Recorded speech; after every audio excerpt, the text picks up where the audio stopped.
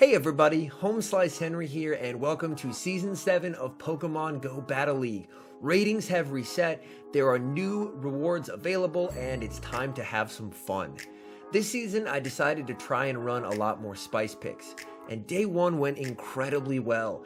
We went 24-6 running a variety of teams. To start the video, I'll be showcasing a 5-0 set that I had running GIGALITH in the Great League, and then afterwards, I'll be showcasing my very first battles of Season 7 where I was using an XL FLETCHINDER. So a lot of spice in today's video, and I do hope you guys enjoy. Hopping into the first match here, as you can see, the team we're running is Chestnut, GIGALITH, Bastiodon, terrible lead with Shadow Skarmory. We're going to save swap into our GIGALITH, and my opponent's not quite sure what to do, I think. So they stay in for a bit too long and then switch into Polytone. Not too often you see a GIGALITH in Great League. I get a shield, so at this point I should let this go and take my shield advantage. Unfortunately, I make a mistake and I shield because I thought I could get to a superpower.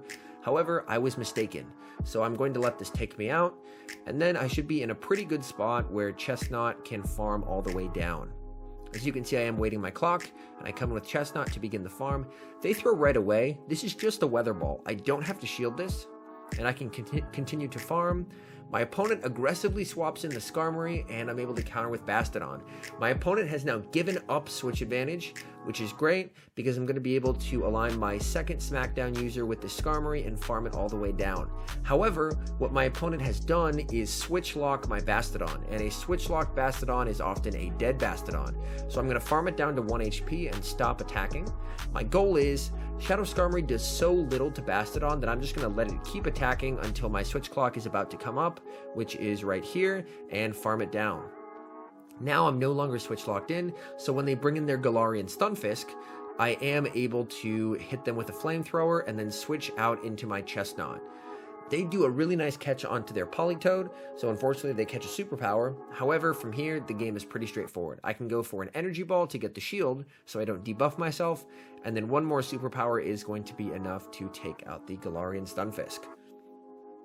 Charge move coming through, I do shield up the Rock Slide, and superpower is going to be closing out this game. So even with the hardest possible of counter leads, we were still able to come from behind and clutch the victory. Alright, hopping into the second game against Galleta 2-9, leading Chestnut into Shadow Abomasnow, another terrible lead. We're going to save swap into GIGALITH. Those Smackdowns are doing massive damage, and we bait out, a Shadow Gardevoir, a very spicy pick. But as you can see, those charms are absolutely tearing through us. Unfortunately, Chestnut has a equally terrible matchup, so we are going to have to come in with Bastiodon and attempt to farm down. I do wait my switch clock because I don't really like being switch locked in with Bastiodon when I do not have switch advantage. They go for the Synchronoise. I don't have to shield it, which is great. And they bring out an Obstagoon. I have a shield advantage, so my goal here is if I can get a shield, then with a 2 shield advantage, Chestnut is going to be able to one-shot both of his Pokemon, which I'm able to do. I get the shield, and we can go straight for the superpower. Superpower is going to be one-shotting the Shadow Abomasnow, and they bring back in the Obstagoon. I'm going to shield this up, just in case it's a gunk shot. It's not, and we are able to get to a superpower, and this is going to be one-shot in the Obstagoon. So my opponent, unfortunately, by shielding the Stone Edge, did give me a pretty easy path to victory there, but a very good game. All right, and we're hopping into game number 3 against Matochi. I probably mispronounced that, sorry about that. We're actually picking up a good lead this time versus a Polytoad. They're staying in, and they actually go straight for a Weather Ball. I don't have to shield this, because this is definitely not a Blizzard, and they're going to bring in a Deoxys. I don't have a great counter swap to a Deoxys, so I'm going to throw the Energy Ball, and then I'm going to counter swap into my Bastiodon. Since I've chipped this, I should be able to farm it all the way down. However, when they refuse to throw their energy, I do decide to go for a Stone Edge. There's a lot of pressure on them since they have a lot of energy, so I can force a shield there, because they didn't want to lose all that energy, and now they're going to begin throwing. I can survive 1, so I let it go. However, it's a Psycho Boost, so they're running Psycho Boost, Rock Slide, so this is great for us. We can survive another Psycho Boost and farm down, and then we will have switch advantage and shield advantage. It's going to be very hard for my opponent to recover from this. They bring back in Polytoad, little bit of lag, but I am able to get off a last-second Stone Edge, and I believe my opponent correctly no-shields this, which they do. Very well played there. We come in with Chestnut, and they have a Pelipper, and we have GIGALITH.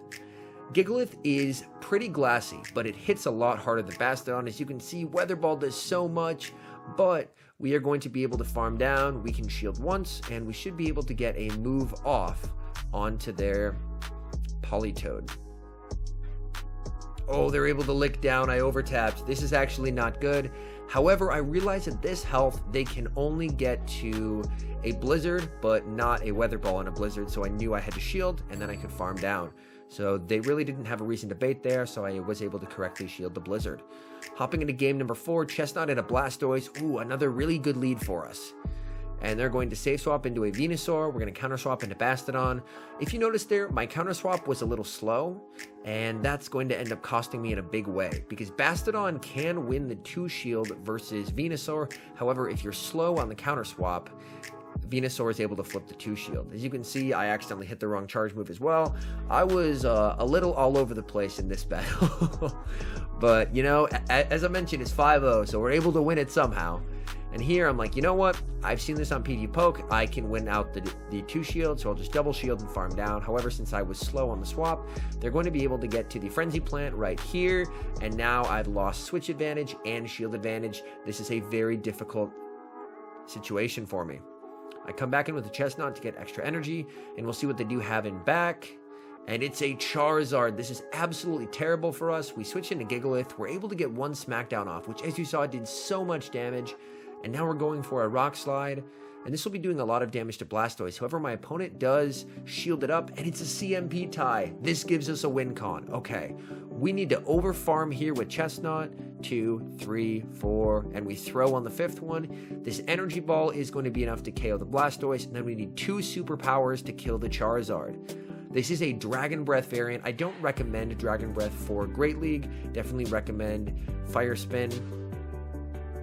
Oh, and they get to a move. This is going to be really, really close.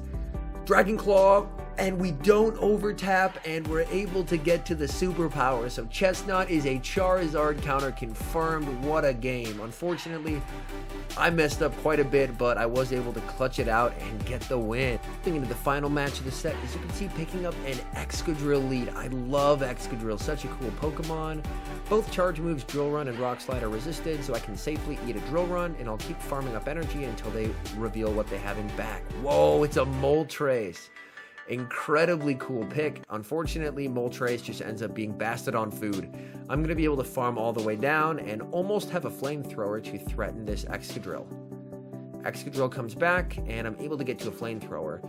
And Excadrill is a lot glassier than Galarian Stunfisk, so they are going to need to commit a shield. They're going to farm up a ton of energy and go for the Drill Run. No need to shield this. Bastiodon has done its job. I come back in with Chestnut, and we have double Superpower loaded. Superpower is going to be more than enough to take them out, so they shield it up. Unfortunately, we lose CMP here. However, since it's CMP, they're not going to be able to switch out, and we are going to be able to take out the Excadrill. However, we are double debuff, so depending on what comes in, I may switch out to reset the debuff. Azumarill, we swap into GIGALITH, purely just to reset the debuff. So you can see we do go for the Rock Slide. This will actually do a lot of damage to Azumarill. As you can see there, that does a lot. GIGALITH is significantly glassier than Bastiodon, but it hits way harder. We don't need to shield the Ice Beam. We'll save our shield for our Grass type. As you can see, they do have an Ice Beam loaded. So we're going to shield this up, and then we're just going to be able to farm all the way down and preserve the 5-0. Able to close it out. This team, obviously it's not perfect. Like, if there's a Toxicroak, you're basically going to lose, but it's a really fun team that I quite enjoy, and we were able to get a 5-0 with it. Alright, and hopping into the second half of the video, as I mentioned, these will be showcasing my very first battles of Season 7. For some reason, they put me in Rank 2, so it's going to say Rank 2, but it was my first battles of the season, where I was playtesting an XL FLETCHINDER in the Great League. First match of the season against the Heracross Great Lead, but if you look in the top right-hand corner, it's like a 600 CP Heracross. Oh no. They unfortunately matched me up against a lot more casual of a player, and I felt bad. Like, here I am sweating with like my level 42.5 FLETCHINDER, and they have like 600 CP Pokemon. Like, oh no. This is the one downside of a full Elo reset is sometimes you have really lopsided matches like that on day one. Hopping to the second matchup here, picking up, a Kanto Sandslash lead, but unfortunately, this isn't a maxed out team either. I do go for the Flame Charge. They managed to catch on Heatmore, which is a pretty solid play, but as you can see, I have double Mudboy in back. So Mudboys are going to absolutely destroy Heatmore. This Mud Bomb is going to be doing a ton. Heatmore is very glassy. They shielded up, and I really don't have to shield this upcoming move. Worst it can be is a Flamethrower, and that's resisted. Yep, Flamethrower. I can let that go, and then Mud Bomb is going to be enough to take it out.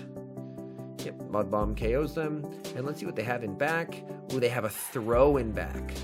And they're not throwing quite yet. Unintentional pun there. So I'm going to go for the Blizzard. This is going to be doing quite a bit, but Throw is bulkier than Sock, so it can take it. And they're going straight for the charge move. I let this go. At this point, I can close out the game with Fletchinder. Yep, coming back in with Fletchinder, and we're able to farm all the way down. And they bring out the Sand Slash, and I'm able to go for the Aerial Ace, and Aerial Ace is going to be enough to take out the Sand Slash and give us the game. All right, and the good news was after the first couple games, the game started matching us with, like, okay, and we have a Vaporeon in battle number 3. As you can see, this isn't a great matchup for us, but as you can see, again, triple-digit CP, so I thought it was game 3. Apparently, it's game 4 where they started matching me against, like, similarly ranked opponents. They have a Grovyle though, incredibly cool pick, going straight for the Blizzard, going for the home run. Come on, please.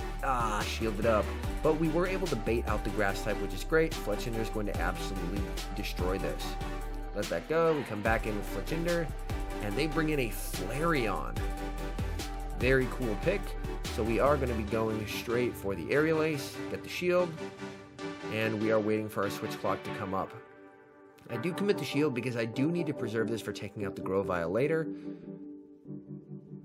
And we farm all the way down, and we're able to go for the Aerial Ace, and that's going to be enough to take out the Grovyle and give us the game. So Fletchinder putting in some work against these triple-digit CP Pokemon. All right, I believe game 4. Yeah, Shadow Machamp. Here we go. All right. Shadow Machamp, this is a pretty good lead for us. They're doing resisted, we're doing neutral. They have a Marowak, and we come in with a Whiscash. I do like coming into Whiscash in this matchup just because I feel like Whiscash is significantly tankier than Swampert.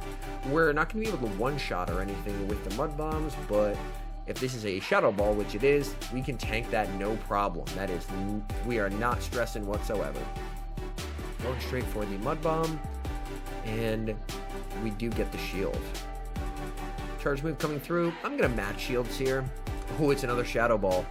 And do I farm down here? No, I don't. So I do decide to go for the Undercharge. And they actually shield up, which is a very interesting call. So they're taking it to the 2 shield. And at this point, I decide, you know what? That's fine. I'm going to shield this up. I am going to take it to the 2 shield, and I'm going to have an energy lead in case that... and they bring out an Ivysaur. So they did a very good job not bringing back the Machamp and instead using the Ivysaur to tank energy. However, my Fletchinder is going to be able to close this out. They bring in a Machamp, and I'm going to bring in my Swampert. As you can see, basically from here, I'm able to basically more or less sacrifice the Swampert just because I really didn't want the Ivysaur lined up against it. Hydro Cannon's going to take out the Machamp. They come out with Ivysaur. They farm all the way down. But I do have the Aerial Ace loaded, and that is going to be enough to take out the Ivysaur and to give us the game.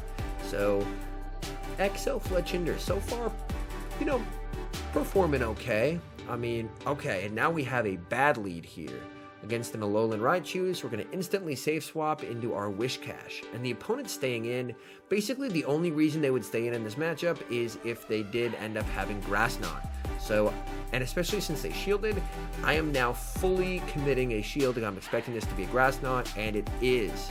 So that's a situation where being able to recognize, hey, my opponent's staying in here, maybe I should match shields, can be quite helpful. And actually commit another shield. I'm going to shield this up, even if it's a bait. It's not worth the risk. It's a Thunder Punch bait. However, I'm able to get to the Mud Bomb. This is going to be enough to take out the Alolan Raichu. So Raichu down, and they have a Jellicent. This is a fairly good matchup for the Jellicent, as I'm forced to go to Mud Bombs, and Mud Bombs really aren't going to do a lot. Jellicent is quite tanky. Charge move coming through, no shield, so I just have to take it. And it is the Shadow Ball that comes very close to taking me out, however not quite, so I am able to get off a Mud Bomb. Mud Bomb, actually those Mud Bombs are adding up. Oh, and I'm just not able to get to the next one, and I do bring in Swampert. Mainly at this point, I'm just trying to use Swampert as a damage sponge. Shadow Ball, that's fine. They bring out a Wigglytuff, and I have a Fletchinder in the back. We're going to be going straight Flame Charge here to buff up those Embers, and Fletchinder should be able to close out the match fairly well for us. That does land, and we're able to farm down, and now we just really need to get to that Aerial Ace. This is, very, very close, but we are able to get to the Aerial Ace, and that is going to be enough to take them out and to give us the game. So you're like, hey, you know what? Fletchinder is performing pretty well so far, and honestly, it has been. Into Venusaur, another pretty positive lead for us, and they're going to swap into a Swampert. I do go for the Aerial Ace because I don't really want to swap into the Mirror or into the Wish Cash matchup without, as you can see, I do swap into the Mirror, but I didn't want to swap into the Mirror without getting some chip damage. And they go for, yo, was that a Surf? Hold up. I think they may have surfed me. That is day one of GBL right there. Is sometimes you encounter some less than optimal move sets as well. And that's definitely okay. It just definitely caught me off guard. Able to sneak a Mud Shot through, but they are definitely ahead of me in terms of energy, which is not great. And they actually switch back into the Venusaur, which works out really well for me because I can throw the Hydro Cannon, and this Hydro Cannon will allow me to reset my, allow my switch clock to come up, so then I'm going to be able to come back into Fletchinder. Ooh, that Sludge Bomb hurt. They come into Swampert. I'm able to go for the Aerial Ace, and Aerial Ace is going to be enough to take out the Swampert. And they actually shield, so very interesting call there. They do decide to shield, but I'm going to be able to come in with the Wish Cash, and I can probably farm down from this range. And we're able to farm down, which is perfect. And they have a Charizard in the back, going straight for a Blizzard. This isn't quite going to one-shot, but it's going to get it very low. They throw, this is totally fine. We can tank whatever they throw. Blast Burn, and now we aggressively swap into the Swampert, and we're able to get to a Hydro Cannon, and this is probably way too much overkill, but you know what? We take the win. We'll take those. And now in this final match, we are going to see the shortcomings of Fletchinder, and specifically this team. And as we do hop into the final match, you can see a giant weakness for Fletchinder is going to be Dragon, specifically Altaria. It really just has absolutely no play, and honestly, this whole team, I designed it being like, hey, it should do okay against most things, but it's going to get absolutely demolished by Altaria. So in Game 7, unfortunately, we didn't counter an Altaria. We're able to successfully bait, so I do go for the nuke, hoping they decide not to shield, but they shield. It's a CMP tie. This is super unfortunate. We are going to commit the shield, and they're going to bring out a Swampert. And unfortunately, they are able to get to the Hydro Cannon. That's going to be taking us out. And from here, I'm not really seeing a win condition because they're able to get to it one before me here. I can sneak through a Mud Shot, so now we should be even on energy. But yeah, I'm just not seeing a win con. I build up, I execute Fast Move Denial. But yeah, just off of team composition, Altaria is a giant blind spot for this team because from here, they're going to be able to bring an Altaria, farm down before I even get to a Hydro Cannon, and from there, I do end up resigning the match. So, in conclusion, XL Fletchinder is probably a Pokemon you can go without. If you're looking for a Fire Flying, I would really go with Talonflame. Talonflame has the better fast move, in my opinion, in Fire Spin, and Brave Bird is a lot better than Aerial Ace. But all in all, I had a ton of fun on day 1 of Season 7. Let me know down in the comments if you guys were trying any fun teams, how you did, and what your goals are for Season 7. I know personally my goal is just to have more fun, but I'd love to hear what kind of things you guys are hoping to get out of this new season. Anyways, thank you guys so much for watching. If you're new and you're enjoying the content, definitely hit that subscribe button. And I did want to give a special thank you to all of our members here on YouTube. The membership program, The support has been absolutely insane. So thank you guys oh so very much, and I will see you guys in the next video.